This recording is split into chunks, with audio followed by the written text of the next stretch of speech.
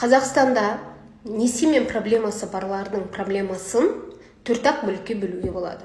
Бірінші, ешқандай аресті жоқ, бірақ әне-міне просрочкаға кетем деп жүргендер.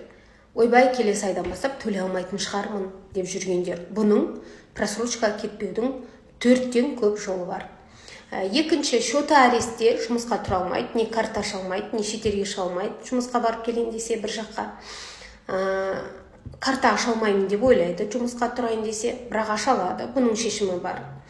Арест шешуді өзі білмейді, көрінгенге ақша береді, біреу ашып берем деп блокировать етіп тастайды, немесе ашып береді, қайтадан арестке қояды. Бұның да шешімі бар.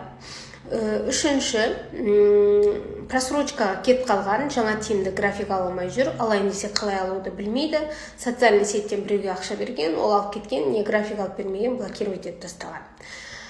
Төртінші проблема, бәлен жылдан бері счет арестте банкроттыққа өтетінін біледі, бірақ қалай өткізу керек екенін білмейді, біреу өткізіп берем деп ақшасын алып өткізіп бермеген деген сияқты банкроттық проблемалары.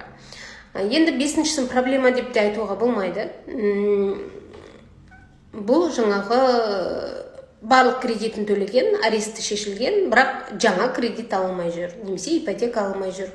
Бұны заң тілімен айтқанда кредитті рейтингті көтеру мәселесі. Егер осы 5 мәселенің біреуі сізде болатын болса, онда сіз Алматы қаласында болатын офлайн тренингке келсеңіз, сол жерде өз мәселеңіздің шешімін тауып кетесіз. Офлайн тренингке келгіңіз келсе, маған жекеге жазыңыз, мен сізге міндетті түрде жауап беретін боламын.